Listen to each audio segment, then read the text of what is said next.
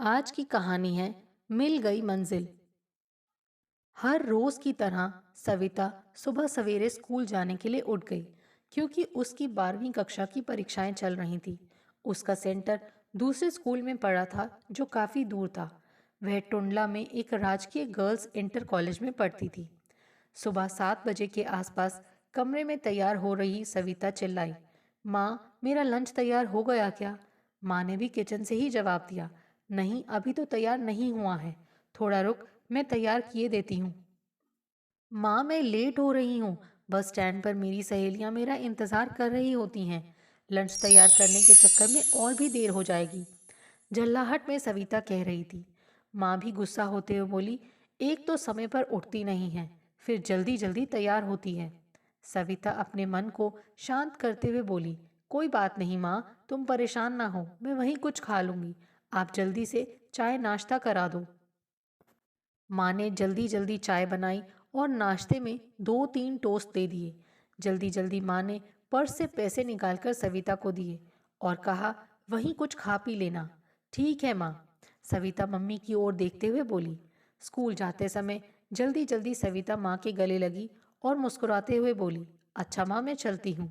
माँ भी गुस्सा छिपाते हुए बोली, अरे रुक, मुंह तो मीठा करती जा, और सुन, पेपर अच्छे से करना। जी, कहकर सविता घर से दौड़ लगाती निकल गई और माँ घर के कामों में बिजी हो गई। 17-18 साल की सविता अपने आप को किसी परी से कम नहीं समझती। गोरा रंग, तीखे नैन नक्श, चंचल स्वभाव, सहज ही हर किसी को अपनी ओर लुभाता। जब भी वो बाहर निकलती, मन चले फब्तियां कसते। वो इन सबको सिखाना चाहती थी सबक, पर फिर कुछ सोचकर चुप हो जाती। 12वीं कक्षा की बोर्ड परीक्षा देने के लिए उसे शहर के दूसरे स्कूल में जाना पड़ता था। दूसरे स्कूल में परीक्षा देना उसे थोड़ा अजीब लगा, फिर भी उसे अपने स्कूल से तो बेहतर ही लगा। टीचर का बर्ताव, स्कूल की मेंटेनेंस, बिल्डिंग की बनावट, गेट पर सुरक्षा गार्ड का रहना वगैरह। गेट पर ही सभी छात्राओं की सघन चेकिंग होती। पर्स को गेट पर ही रखवा लिया जाता। यहाँ तक कि पैसों को भी अंदर ले जाने की मनाही थी। टुंडला जैसे कस्बे से फिरोजाबाद शहर जाना उसे लगता जैसे वो आज़ाद हो गई हो। वह अपने बालों में क्लिप लगाकर, गले में सफेद रंग की माला, माथे पर छोटी सी बिंदी लगाकर स्कूल की ड्रेस में बहुत ही खूबसूरत लगती। दौड़ती भागती वो बस स्टैंड पहुंची। वहां उसकी सहेलियां उसका ही इंतजार कर रही थीं। उसके पहुंचते ही सभी सहेलियां उस पर गुस्सा करने लगीं। आज फिर लेट हो गई तू। कल से हम तेरा इंतजार नहीं करेंगे। अभी अभी दूसरी बस भी निकल गई। सहेली सुजाता गुस्से से बोल रही थी। सॉरी सुजाता, पर तुम चिंता मत करो, हम समय पर स्कूल पहुंचेंगे। सविता ने बस की ओर देखते हुए कहा। लो, बस भी आ गई, जल्दी बैठो सभी। बस के रुकते ही सभी सहेलियां बस में चढ़ गईं। साथ में दूसरी सवारी भी चढ़ी। बस में बैठी सविता अपनी सहेलियों से कह रही थी, तुम सब परेशान ना हो, हम ऑटो से स्कूल चलेंगे और समय पर पहुंचेंगे। भाड़े का खर्चा मेरी तरफ से। ये सुनकर सभी सहेलियों के मुरझाए चेहरे खिल उठे। बस में बैठी उसकी सहेलियां आपस में तेज तेज आवाज में बातें करती जा रही थीं। सभी सवारियों का ध्यान उनकी ही ओर था। बस फिरोजाबाद बस स्टैंड पर पहुंची। सभी यात्री उतरे। सविता ने अपनी एक सहेली मीता का हाथ खींचा। चल, ऑटो लेकर आते हैं। सविता ऑटो ले आई और सभी सहेलियां उस ऑटो में सवार होकर समय पर स्कूल पहुंच गईं। स्कूल पहुंचकर सबसे पहले रूम नंबर पता किया, क्योंकि हर दिन रूम बदल जाते थे। वहीं सीटों की भी अदला बदली होती थी। लिस्ट देखी तो रूम नंबर 4 में सविता को पेपर देना था और बाकी सहेलियों को रूम नंबर 5 और 7 में। ओह, मेरा रोल नंबर तुम सबके साथ नहीं आया। सविता निराश होते हुए बोली, कोई बात नहीं, जब पेपर हो जाए तो गेट के पास हम सब मिलते हैं। वहीं से हम सब साथ चलकर बस पकड़ेंगे। एक सहेली नेहा कह रही थी। ठीक है, हम सब अपने अपने रूम की तरफ चलते हैं, सविता बोली। सभी सहेलियां पेपर देने के लिए अपने अपने रूम नंबर की तरफ गईं। सविता के आगे वाली सीट पर रोहित बैठा था, जो बार बार पीछे मुड़कर उसे देख रहा था। पेपर दे रही सविता का अचानक पेन रुक गया तो वो घबराकर रोने लगी। परीक्षक ने सविता के रोने की वजह पूछी तो उसने सच बताया। सच जानकर आगे की सीट पर बैठे लड़के ने अपना पेन उसे दे दिया। पेपर के आखिर में जब सविता ने उसे उसका पेन लौटाया, तब बातचीत के दौरान पता चला कि वह तो उसी के मोहल्ले में रहता है और उसने अपना नाम रोहित बताया। अंतिम पेपर देने के लिए सविता स्कूल गई तो स्कूल के बाहर नोटिस लगा था कि बोर्ड की सभी परीक्षाएं कैंसिल हो गई हैं। वहां अफरा तफरी का सा माहौल था। कोई कुछ भी बताने को राजी नहीं था। गेट पर ताला लगा था। सुरक्षा गार्ड भी नदारद था। सविता हताश होते हुए बस पकड़ने के लिए कुछ ही कदम चली होगी, तभी उसे उसकी एक सहेली निशा मिल गई। उसने सही सही बताया कि पूरे देश में कोरोना वायरस फैल जाने के चलते ऐसा हुआ है। इसी वजह से लॉकडाउन भी लगाया गया है। तू जल्दी से घर जा और अपना ख्याल रख। इधर उधर मत घूमना। ऐसा कहकर सहेली निशा तो अपने रास्ते चली गई। पर उसका मन अभी भी आशंकित था। वो बस पकड़ने के लिए पैदल ही जा रही थी। तभी रास्ते में रोहित मिल गया, जो पेपर देने जा रहा था। सविता को देखते ही उसका चेहरा खिल उठा। सविता भी उसे देखकर मुस्कुराई। रोहित ने लौटने की वजह पूछी तो सविता बोली, रोहित, तुम्हें पता नहीं कि सभी पेपर कैंसिल हो गए हैं। आज पेपर नहीं होगा। अच्छा, मुझे तो इस बारे में बिल्कुल भी नहीं पता था। मैं तो पेपर देने ही जा रहा था। तुम्हें लौटते देखा तो सोचा कि आखिर क्या वजह हो गई कि तुम इस समय वापस लौट रही हो। बस यही बात हो गई है। अब पता नहीं कब पेपर होगा। सविता ने कहा, जब होगा तब अखबारों में आ जाएगा, तुम चिंता मत करो। रोहित उसे समझाते हुए बोला, इस पेपर की मैंने खास तैयारी की थी और आज तो समय से पहले भी आ गई। अब क्या किया जा सकता है। निराश होते हुए सविता बोली। बातचीत के दौरान उसने सविता को एक खत दिया। सविता पूछ बैठी, क्या है ये? घर जाकर देख लेना। रोहित मुस्कान बिखेर कर बोला। सविता ने नज़र बचाकर वो खत बैग में डाला और चल पड़ी घर की ओर। घर पहुंचते ही माँ ने हैरान होते हुए सविता से पूछा, अरे सविता, आज बड़ी जल्दी आ गई। क्या बात है? कुछ हुआ क्या? अच्छा, पहले ये बता कि तेरा पेपर कैसा हुआ? माँ ने उतावलेपन से पूछा। मम्मी, आज का तो पेपर ही कैंसिल हो गया।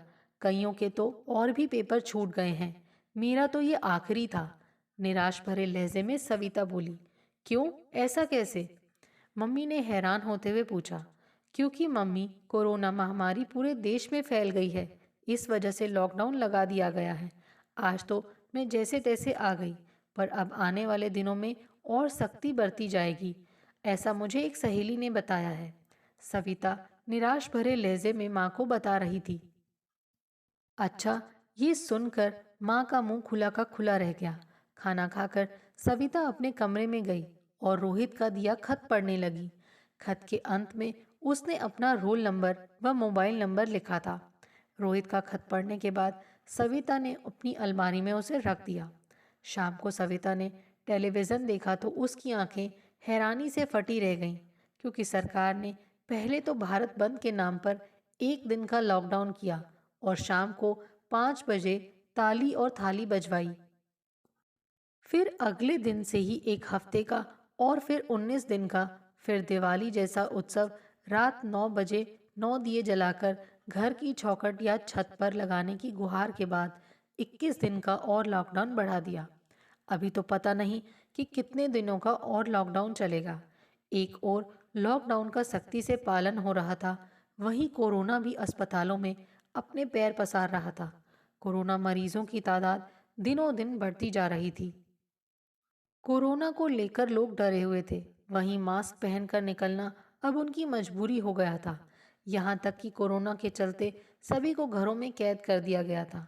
जो जहाँ था वहीं का होकर रह गया। कईयों की तो रोजी रोटी छिन गई। स्कूल बंद, ऑफिस बंद, कारखाने बंद, बसें बंद, रेल, सड़कें सूनी। हर चौक चौराहों पर पुलिस मुस्तैदी से अपनी ड्यूटी निभा रही थी। बाहर काम पर जाने वालों से पुलिस सख्ती के साथ पूछताछ कर रही थी। वहीं कोरोना ज़्यादा ना फैले, इसीलिए बुजुर्गों को खास तौर से हिदायत दी थी कि घर से बाहर बिल्कुल न जाएं। साथ ही ये भी कहा जा रहा था कि यदि बहुत ज़रूरी काम हो तभी बाहर जाना हो तो चेहरे पर मास्क लगाएं, लोगों से 2 मीटर की दूरी रखें, जब भी बाहर से आएं तो नहाएं भी, साफ सफाई का खास ध्यान रखें। ये वायरस खासा खतरनाक है, बचाव ही बेहतर इलाज है, जितना बच सकें बचें। ऐसा माहौल देख सविता सोच में पड़ गई। इधर लॉकडाउन बढ़ता जा रहा था, उधर सविता की चिंता बढ़ती जा रही थी कि अंतिम पेपर कैसे देना है। तभी ऐलान हुआ कि अब पेपर ही नहीं होगा, पिछले दिए गए पेपरों की योग्यता के आधार पर नंबर दे दिए जाएंगे। ये खबर सविता को राहत देने वाली लगी।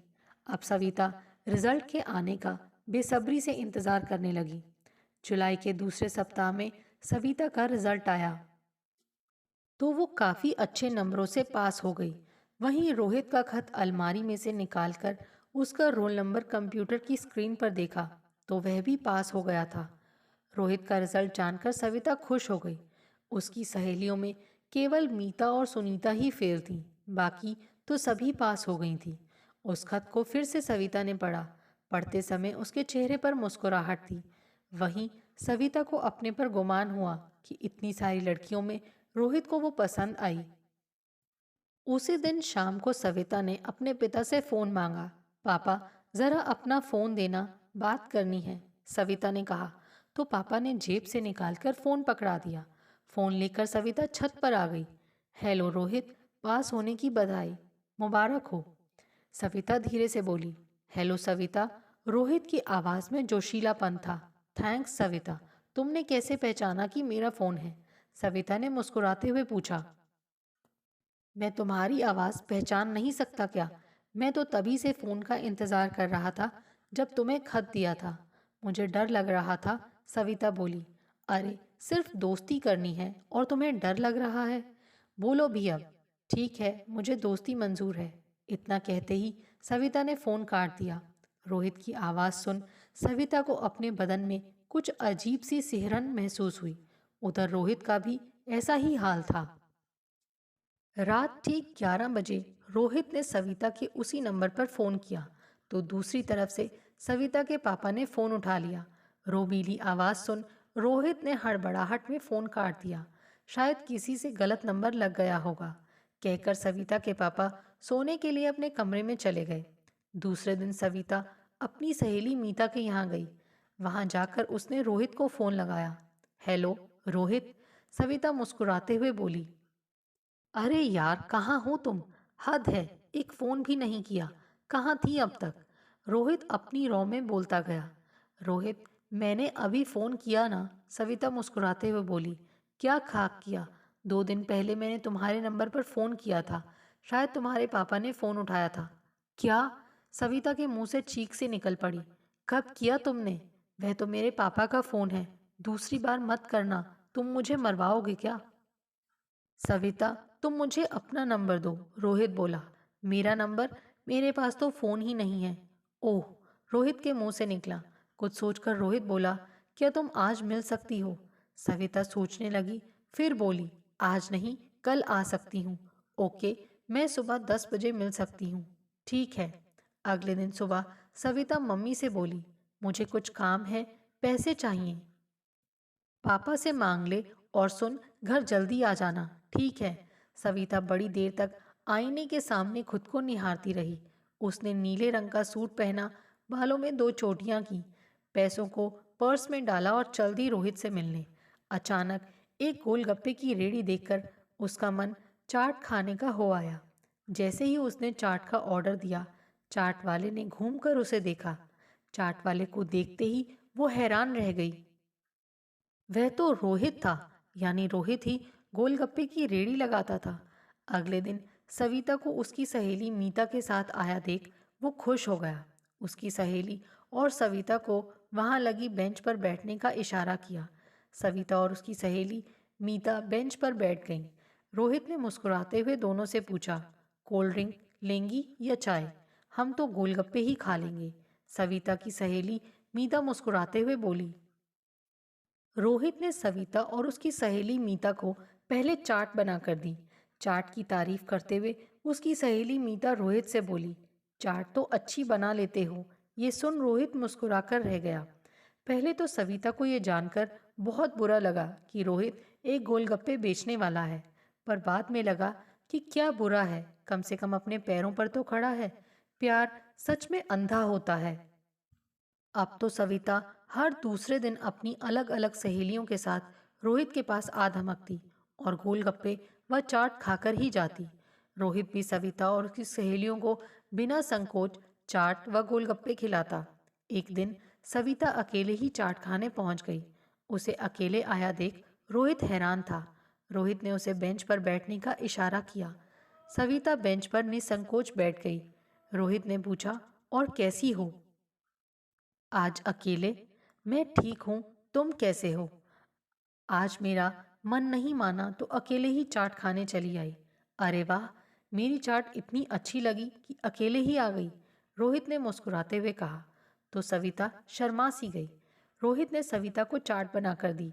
चाट खाकर सविता जाने को हुई तो रोहित बोला, तुम्हारे लिए कुछ है, बैग उठाओ और खोलो। क्या है? सविता हैरानी से बोली। खुद ही खोलो और देख लो, रोहित मुस्कुराते हुए बोला। सविता ने बैग खोला, उसमें मोबाइल था। मोबाइल? पर मैं इसे अपने साथ नहीं रख सकती, मम्मी पापा गुस्सा करेंगे। मम्मी पापा को बताने को कौन कह रहा है? छिपा कर रखना, मैं रात को फ़ोन किया करूँगा। सविता ने ज़्यादा नानुकर नहीं की।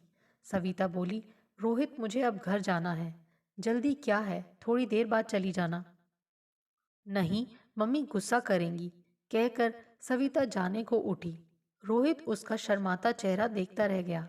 दोनों ने मुस्कुराकर एक दूसरे से विदा ली।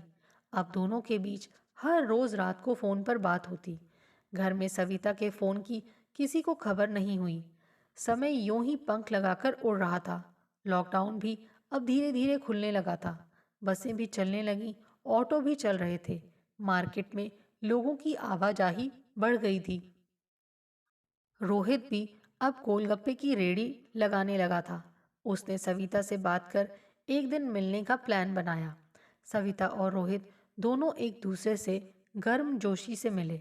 रोहित ने हिचकिचाते हुए सविता से पूछ लिया, अगर मैं तुमसे शादी करूं तो क्या तुम मुझे अपनाओगी? ये सुनकर सविता रोहित के गले लग गई। ये भी कोई पूछने की बात है? मैं तो हूं ही तुम्हारी। अब तो मेल मुलाकातों का सिलसिला चल निकला। आखिर एक दिन रात में मौका देख सविता रोहित के साथ फरार हो गई। सुबह जब घर वालों को इस घटना की जानकारी हुई तो उन्होंने सिर पीट लिया। एक अनजाने डर से खोजबीन करने लगे। साथ ही एक तांत्रिक के पास भी गए तो तांत्रिक ने बताया कि रात में सविता को मुंह बांधकर दो युवक अगवा कर उठा ले गए हैं। इसके बाद सविता के पापा ने थाने में तहरीर दी। तहरीर मिलते ही पुलिस भी सक्रिय हो गई।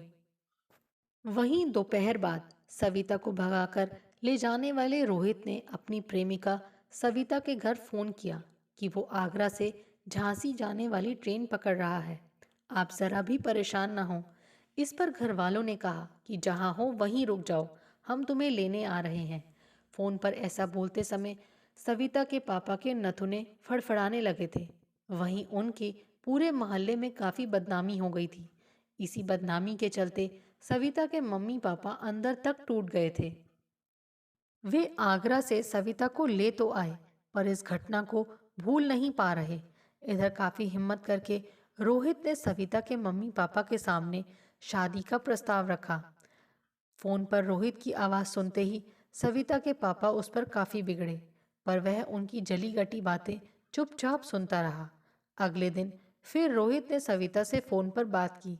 सविता ने अपने घर वालों को काफी समझाया, बदनामी से बचने का एकमात्र उपाय सुझाया।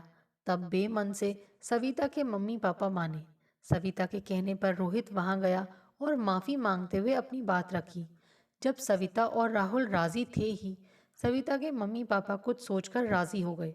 आखिर शादी की बात पक्की हो गई और तारीख भी तय हुई। रोहित ने सविता से आर्य समाज मंदिर में शादी कर ली, पर बदनामी के चलते अब वे कहीं आ जा नहीं सकते थे। लोग उन पर ताने मारते, यार दोस्त फप्तियां कसते।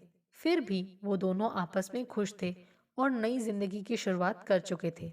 आखिर उन्हें अपनी मंजिल जो मिल गई थी। दोस्तों, आपको हमारी ये कहानी कैसे लगी? आप कमेंट करके हमें ज़रूर बताइए और जिन्होंने अभी तक हमारे चैनल को सब्सक्राइब नहीं किया है, प्लीज़ ज़रूर सब्सक्राइब कीजिए। Thanks for watching this video.